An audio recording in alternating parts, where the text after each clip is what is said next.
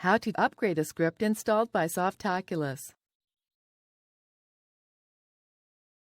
It's recommended to keep your scripts updated, as new versions may fix security risks and other bugs. Select this icon. Here is a list of all scripts we currently have installed through Softaculous. If there is a new version of a script, it will be indicated by this icon. Click it to begin. Click Upgrade.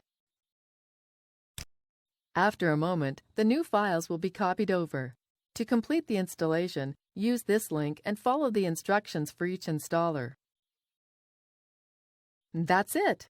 You now know how to upgrade a script installed in Softaculous.